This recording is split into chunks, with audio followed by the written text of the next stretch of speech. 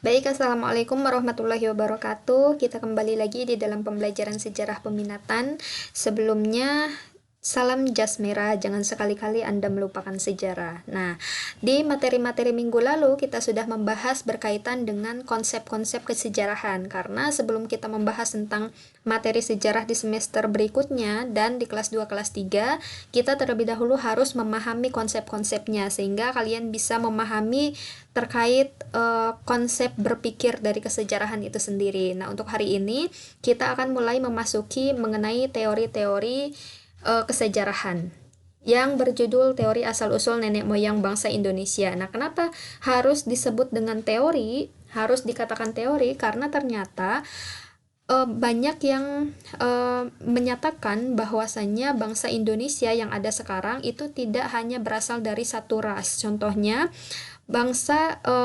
masyarakat yang ada di Jawa dengan masyarakat yang ada di Papua itu kan mengalami dan memiliki perbedaan, dan dari adanya perbedaan tersebut sehingga banyak ahli yang menyatakan bahwa sebetulnya masyarakat Indonesia yang ada sekarang itu berasal dari beberapa nenek moyang.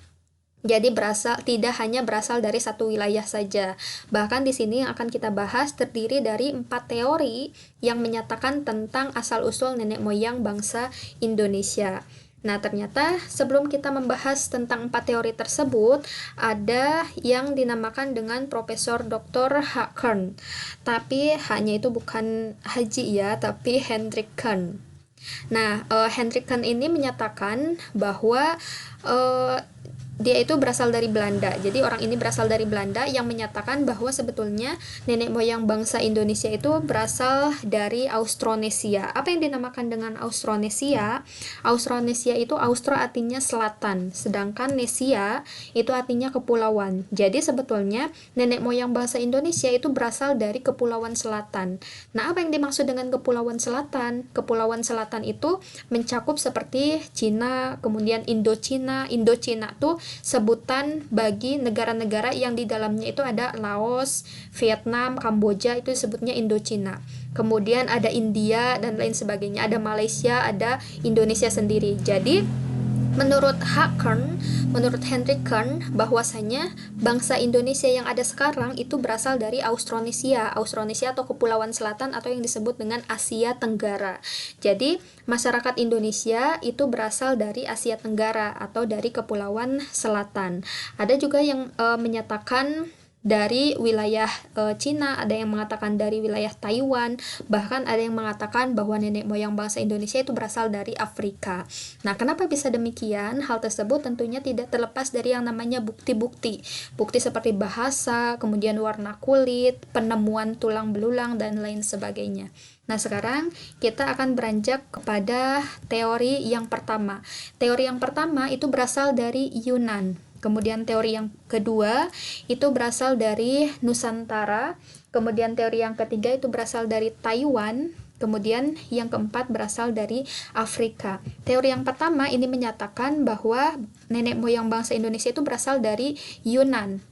Nah, mungkin kalian sempat berpikir bahwasanya kenapa kok bangsa Indonesia dengan bangsa Thailand memiliki wajah yang hampir sama, memiliki kulit yang hampir sama. Kenapa kok orang Indonesia dengan orang Vietnam memiliki wajah yang hampir serupa. Bahkan orang Vietnam itu memiliki kontur wajah yang hampir mirip dengan orang Indonesia.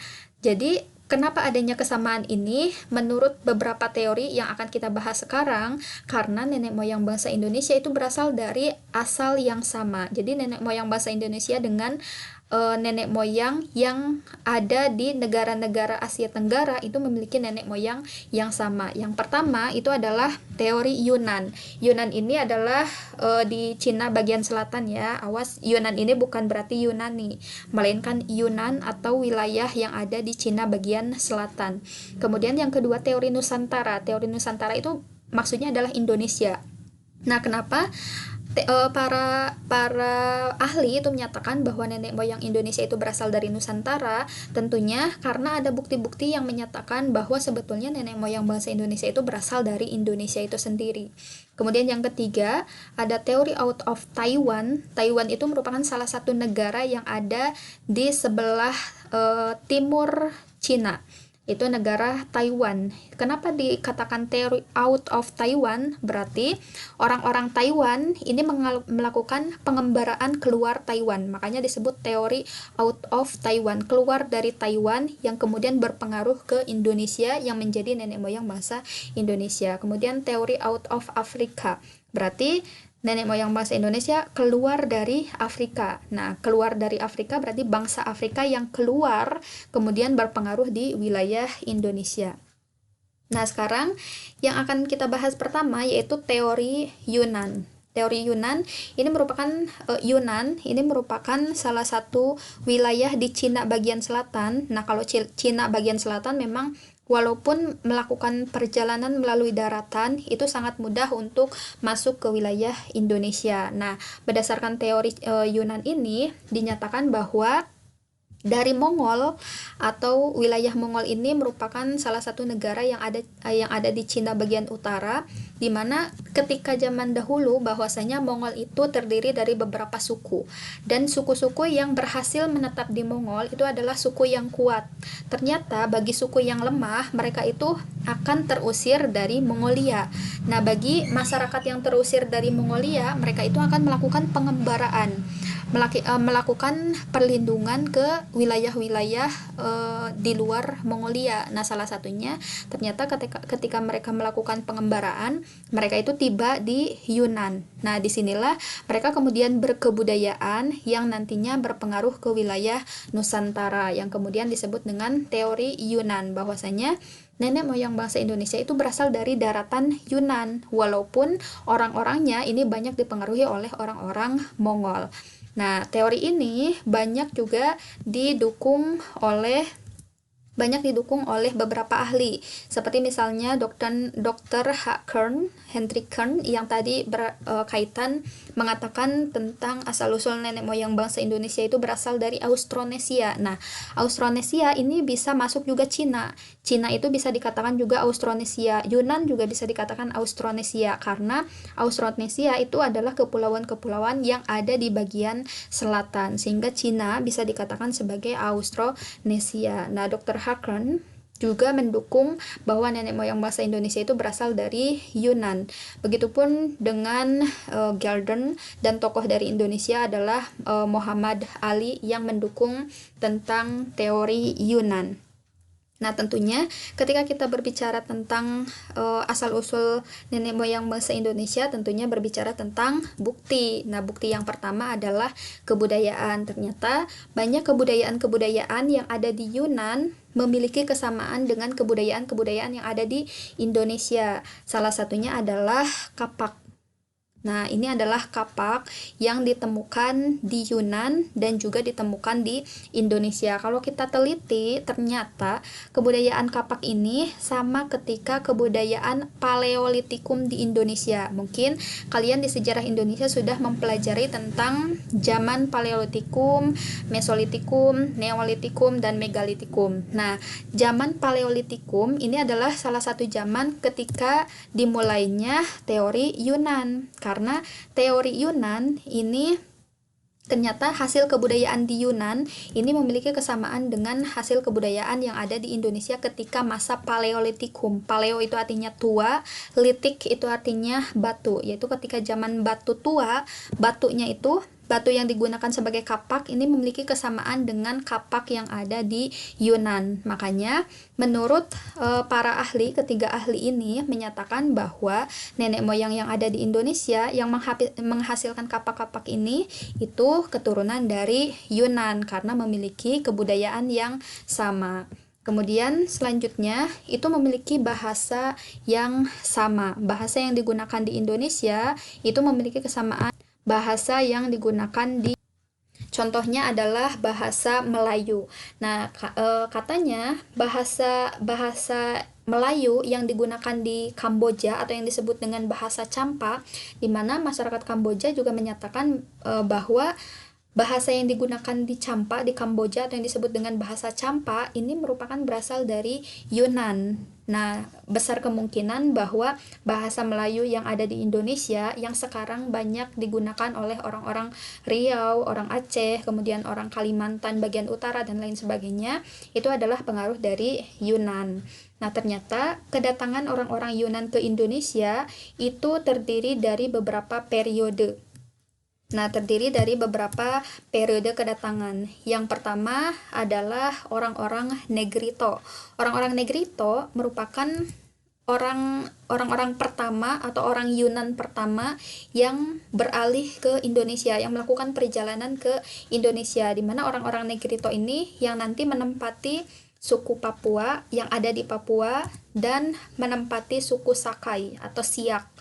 Nah, di mana orang-orang Negrito ini memiliki ciri-ciri dari berkulit hitam, kemudian berambut keriting, memiliki bibir yang tebal, memiliki hidung yang lebar. Walaupun pada kenyataannya sekarang mereka sudah melakukan perkawinan silang, ya, sehingga memiliki kondisi fisik yang lebih berwarna gitu.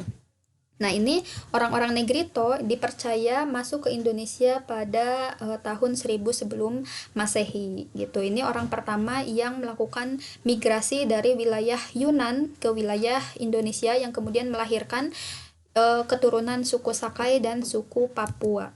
Kemudian yang kedua adalah orang-orang Proto-Melayu. Proto-Melayu ini juga dikatakan Melayu tua. Orang-orang Melayu tua yang melakukan pengembaraan ke Indonesia pada tahun 2500 sebelum Masehi, atau dikatakan orang Melayu pertama yang tiba di wilayah Indonesia dari Yunan, di mana orang-orang Proto-Melayu pada awalnya mereka itu menempati wilayah-wilayah pesisir. Nah, contohnya ada apa saja? Ada seperti misalnya suku Dayak. Suku Dayak merupakan salah satu suku yang ada di wilayah Kalimantan bagian selatan. Kemudian ada suku Toraja, kemudian ada suku Batak. Nah, di sini ternyata ada 3 suku, ada 3 gelombang perjalanan orang-orang Yunan sebagai nenek moyang yang dipercaya nenek moyang Indonesia ke wilayah Indonesia. Yang pertama adalah orang Proto-Melayu, orang Negrito nih yang sudah kita bahas tadi, yang menempati wilayah Papua dan juga menempati wilayah Siak yang kemudian disebut sebagai suku Sakai. Kemudian yang kedua ada orang-orang Proto-Melayu atau Melayu tua. Melayu tua ini ada di Dayak atau Kalimantan Tengah, di Kalimantan Selatan juga ada. Ternyata untuk suku Dayak ini sudah menyebar ya di Kalimantan. Kemudian ada suku Toraja di Sulawesi, kemudian ada suku Batak, ada suku Nias, suku Rejang, dan juga suku Sasak. Nah, ternyata sebelumnya pada awalnya orang-orang Proto-Melayu atau Melayu tua, mereka itu menempati wilayah-wilayah pesisir. Tapi pada kenyataannya setelah kedatangan orang Detro Melayu atau aliran ketiga atau generasi ketiga, yang orang-orang yang bermigrasi ketiga dari wilayah Yunan ke Indonesia atau yang disebut dengan Detro Melayu atau Melayu Muda, ternyata ketika mereka datang ke wilayah Indonesia atau ke wilayah Nusantara, ini mendesak orang-orang yang datang sebelumnya, seperti misalnya suku Dayak, suku Toraja, suku Sasak yang awalnya mereka berpenghuni atau bertempat tinggal di wilayah pesisir, kemudian karena terdesak oleh orang-orang Detro Melayu, pada akhirnya mereka itu menyusut ke wilayah pedalaman. Makanya tidak heran kalau sekarang yang kita kenal dengan suku Dayak, suku Nias, suku Toraja, dan lain sebagainya itu adanya di pedalaman, karena ternyata ketika kedatangan orang-orang Detro Melayu, mereka itu merasa terdesak dan akhirnya meninggali atau menempati wilayah-wilayah pedalaman. Sedangkan untuk orang-orang Detro Melayu atau Melayu mudanya, mereka menempati wilayah-wilayah pesisir pantai. Kenapa harus pesisir pantai yang mereka pilih? Karena kalau pada zaman dahulu ternyata wilayah pantai itu adalah wilayah yang terbuka, sehingga memudahkan mereka untuk berpindah dari wilayah satu ke wilayah yang lainnya dengan menggunakan perahu. Nah, contoh dari orang-orang Detro Melayu atau Melayu Muda ini adalah orang-orang Jawa, orang-orang Sunda, kemudian orang-orang Minangkabau, Kemudian ada juga orang Melayu dan orang Manado. Nah, kalau kalian lihat orang-orang Sunda, orang-orang Jawa itu kan sangat mendominasi sekarang. Sedangkan orang-orang Dayak itu kan mereka yang bertempat tinggal di wilayah pedalaman. Itulah orang-orang yang dipengaruhi oleh Detro Melayu. Nah, ini contoh dari orang-orang Detro Melayu seperti misalnya suku Minangkabau, suku Aceh. Kenapa ditampilkannya tarian saman biar kalian lebih mudah memahami. Terus selanjutnya ada suku Jawa dan suku Betawi. Oke, untuk selanjutnya ada teori yang kedua yang disebut dengan teori Nusantara. Nah, kenapa ada teori Nusantara? Ini yang didukung oleh Muhammad Yamin dan Goris Dekrab. Ini menyatakan bahwa sebetulnya nenek moyang bangsa Indonesia itu berasal dari Indonesia sendiri. Karena apa? Karena tentunya adanya bukti-bukti yang menyatakan bahwasanya perkembangan budaya, perkembangan kebudayaan, kemudian perkembangan bahasa yang sampai sekarang digunakan di Indonesia seperti bahasa Melayu itu tidak mungkin tercipta kalau tidak adanya perkembangan kebudayaan. Karena yang dinamakan dengan kebudayaan, peradaban, itu bisa tercipta karena adanya kebiasaan yang digunakan oleh masyarakat. Sehingga tidak mungkin ada bangsa Indonesia, tidak mungkin ada bangsa Melayu yang secara tiba-tiba ada gitu. Jadi pasti ada proses pembuatan bahasa, penggunaan bahasa sebelumnya gitu. Jadi tidak mungkin tiba-tiba ada tanpa adanya proses yang begitu panjang. Nah, alasan-alasan inilah yang menyebabkan Muhammad Yamin dan Goris Dekrab ini menyatakan bahwa nenek moyang bangsa Indonesia itu berasal dari Indonesia itu sendiri. Nah, kemudian bangsa Melayu. Nah, bangsa Melayu ini sebetulnya Indonesia ini juga dikatakan sebagai bangsa Melayu karena sebagian dari daerah-daerah di Indonesia itu menggunakan bahasa Melayu. Seperti misalnya Malaysia. Jadi, selain adanya peninggalan-peninggalan atau penemuan dari fosil-fosil manusia purba seperti misalnya Homo soloensis dan Homo wajakensis, ini banyak ditemukan di wilayah Jawa.